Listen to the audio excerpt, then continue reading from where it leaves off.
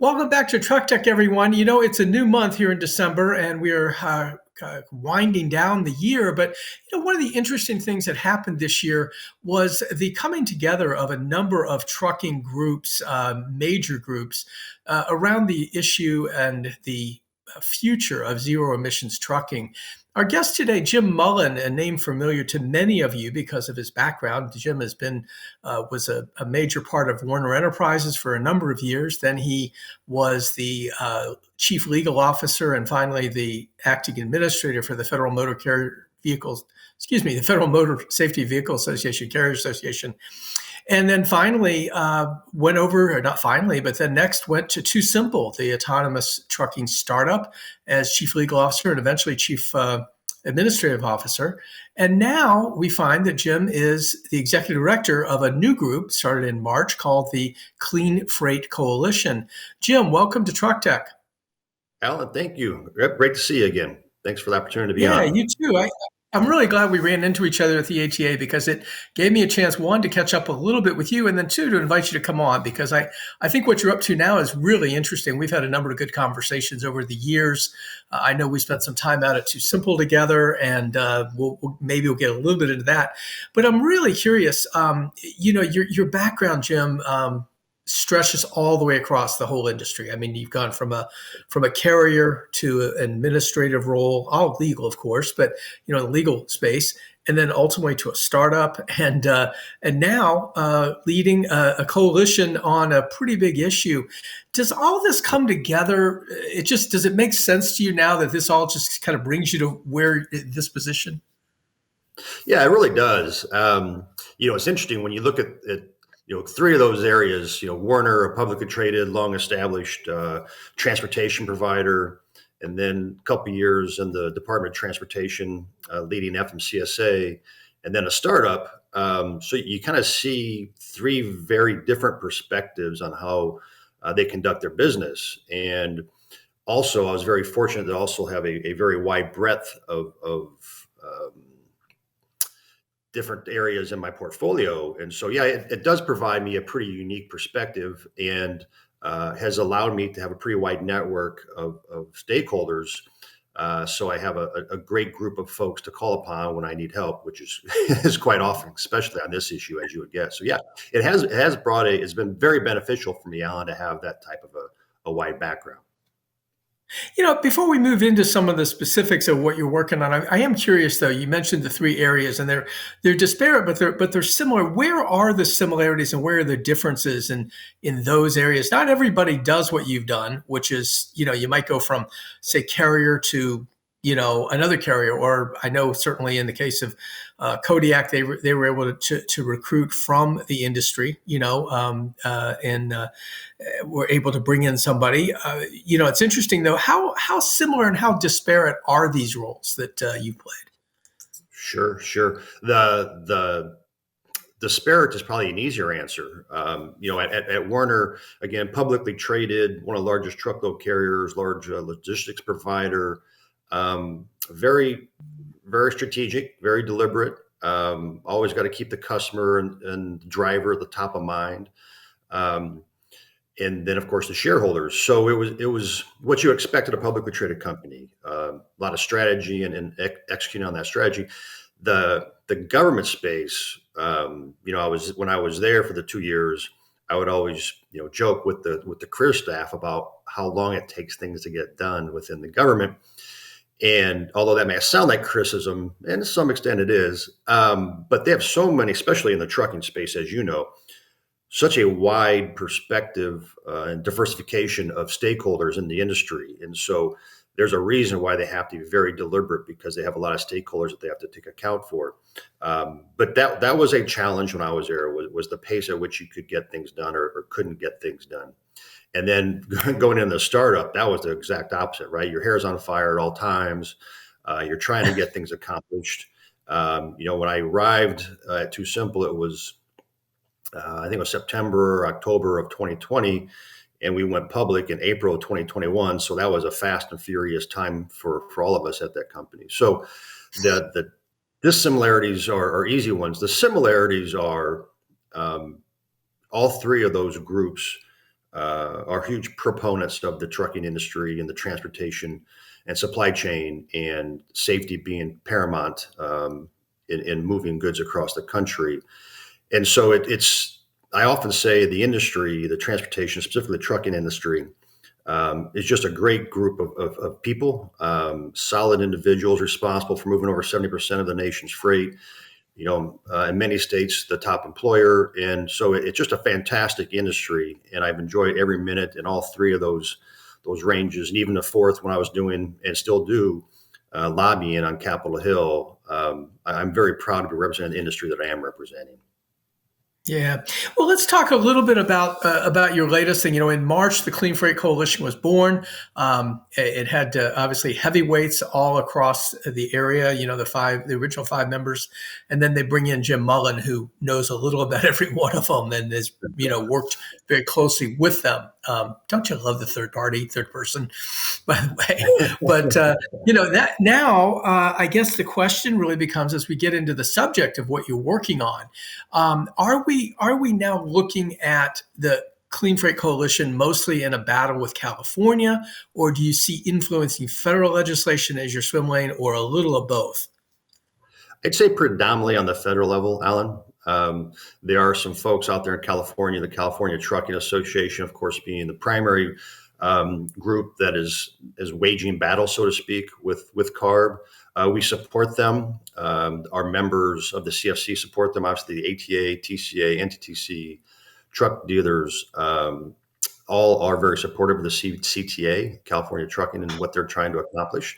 So we're really primarily focusing our time and attention on the federal level. And the reason why these associations form this coalition is, there's some very serious concerns on the trajectory of both the EPA and the CARB emission standards, and primarily the timeline by which they're requiring, zero emission trucks to be penetrated into the fleets.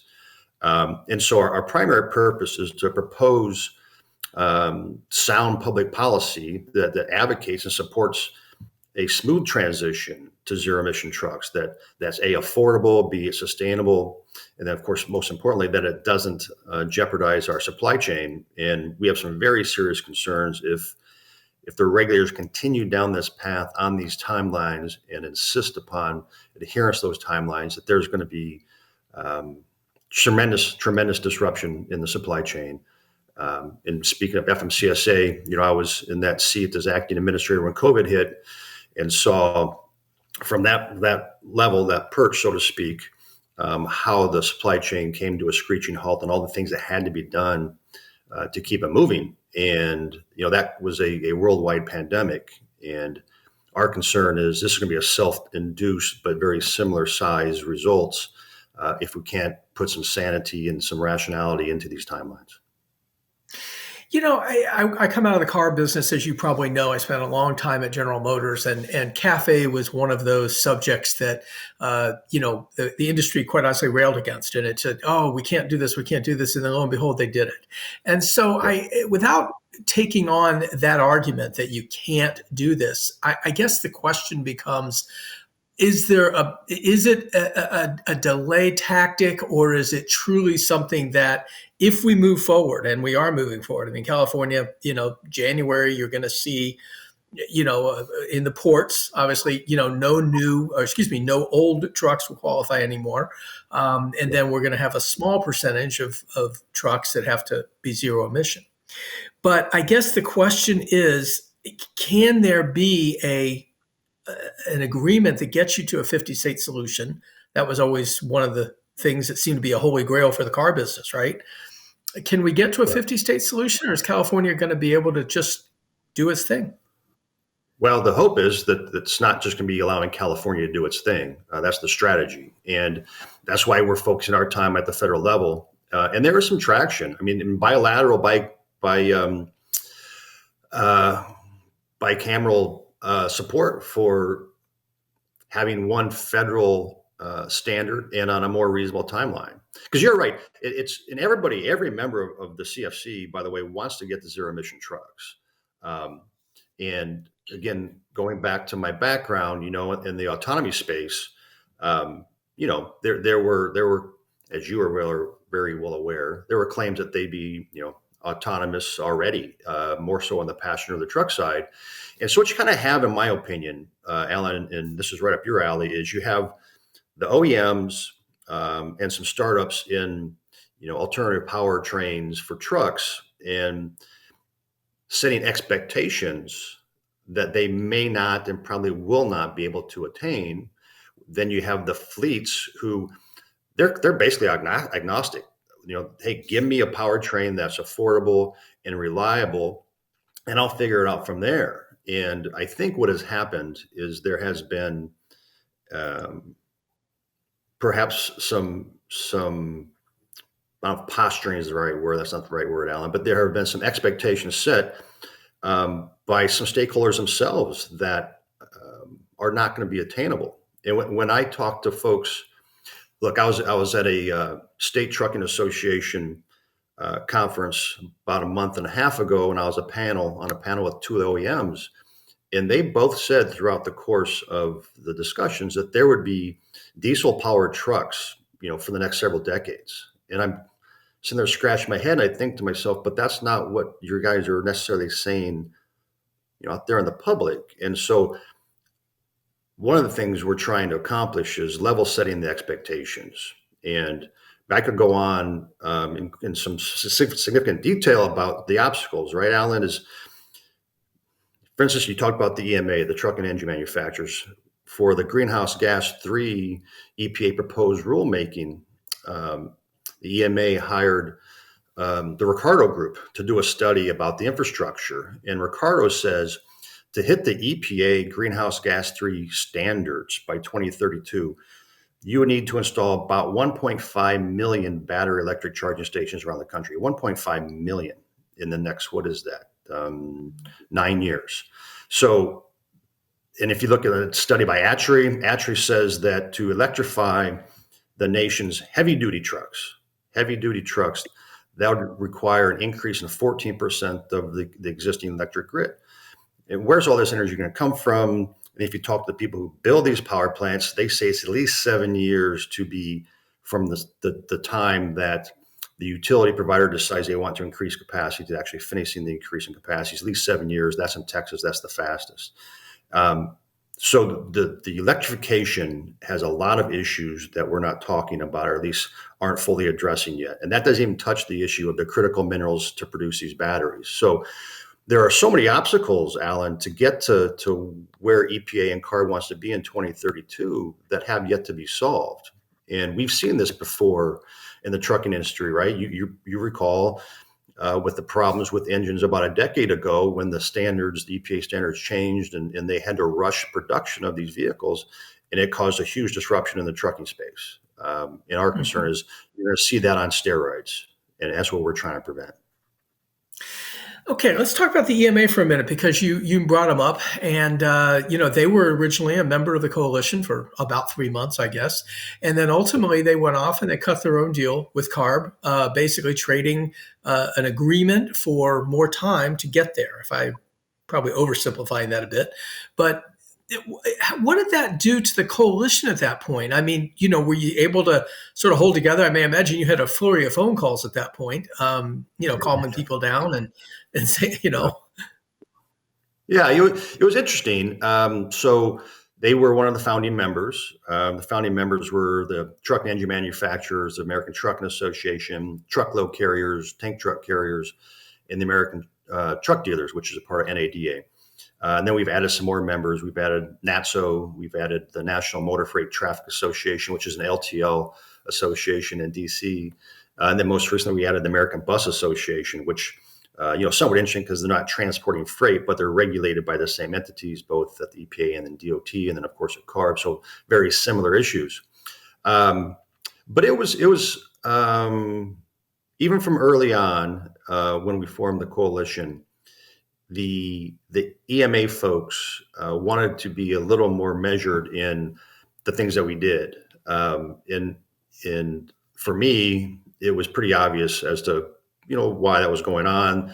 They are the regulated entity, and they have to play nice with those folks, maybe more so than the fleets do.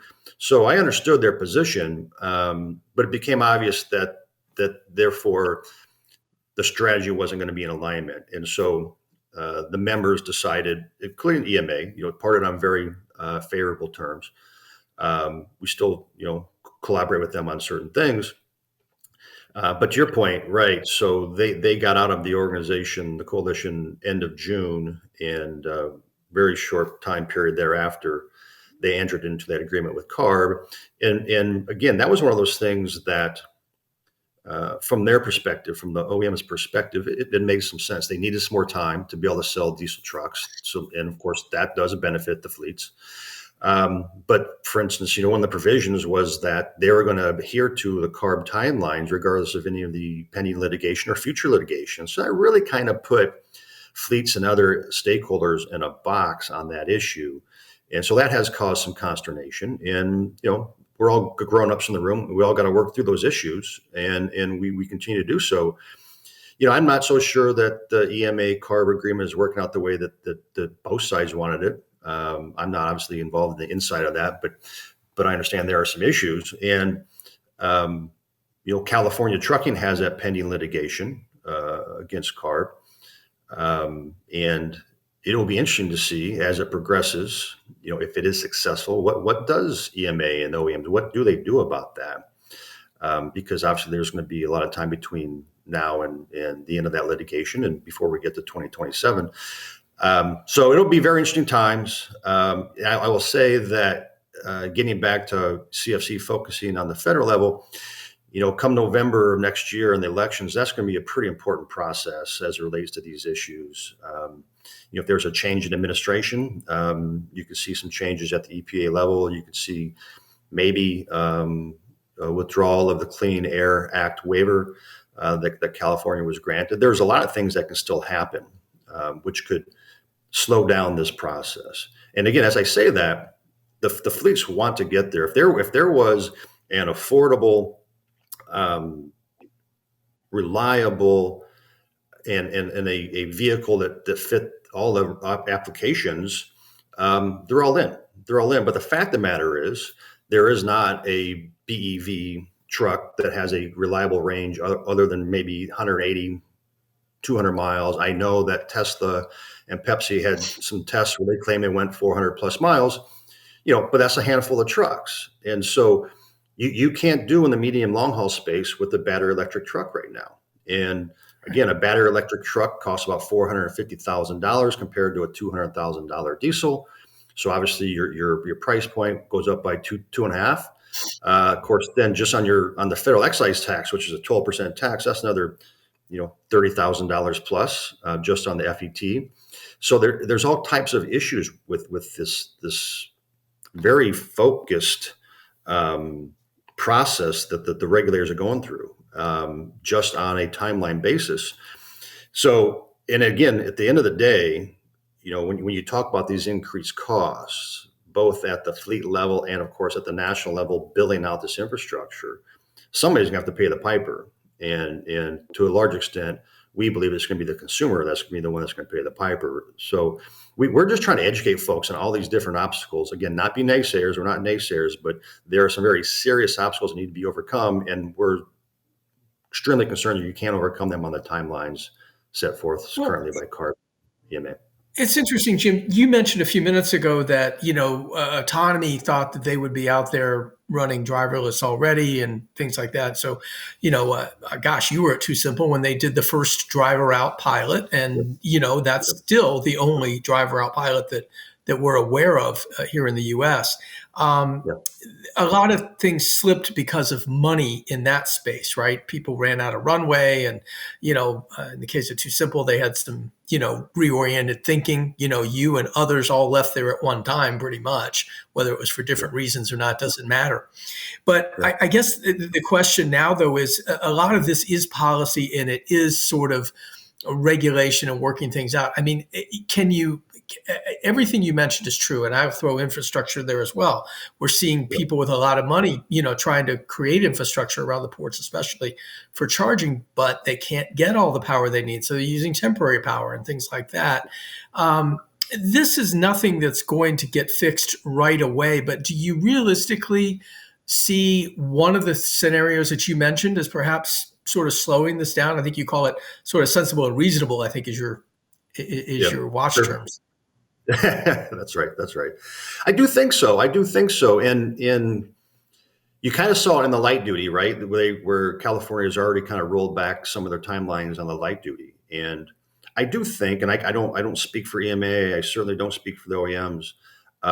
But I do hear that there's, I don't call it an assumption, but a belief that you're not going to be able to meet these timelines. And so what they're going to do is they'll just knock them back the same way they did with light duty. Could happen. I don't know. But the problem with that is, as you know, Alan, this industry is putting so much time and money and resources into trying to abide by these timelines. And so it's just a colossal waste of money. It creates false expectations. I mean, if I talk to people that don't know anything about trucking and I say, how many battery electric trucks do you think are out there running around today? And then anyway, from, I don't know, 25%, a million, 2 million. The fact matters, there's less than 1,000 trucks out there running on a powertrain other than diesel, right? And so just think about the sheer mass proliferation that has to occur to actually move the nation's freight by 2036, all on zero emission trucks as California wants. It's just not attainable.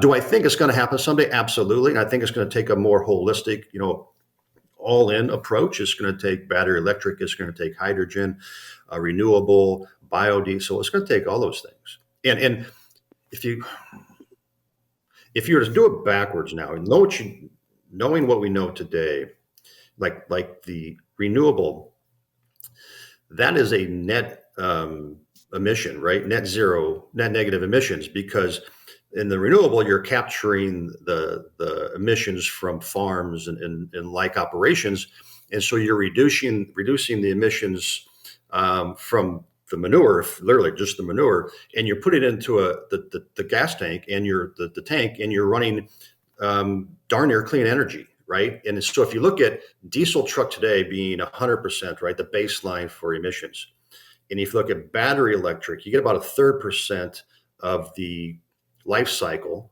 of the truck on emissions.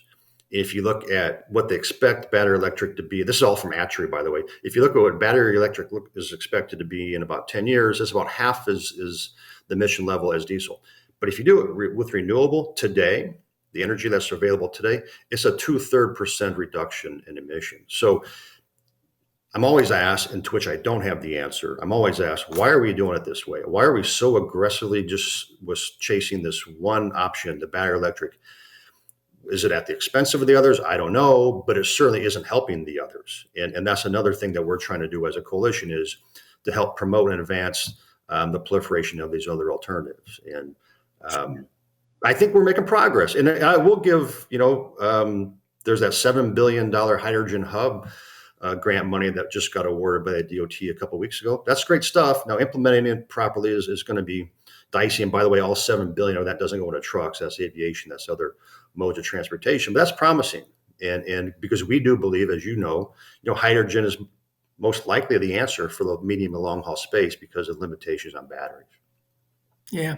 Let me take our last bit of time. We've got a little over a minute left. Let me ask you, because you spent time in the autonomous space, I want to get your sense on, and you were the spokes guy, really, for Too Simple for a while, around the idea that it was safe and it was reliable. And, in the early days, of Too Simple, you were the front person for that. How do you feel about autonomy now? We've seen some slippage, as you mentioned, in terms of, going and taking the driver out of the truck.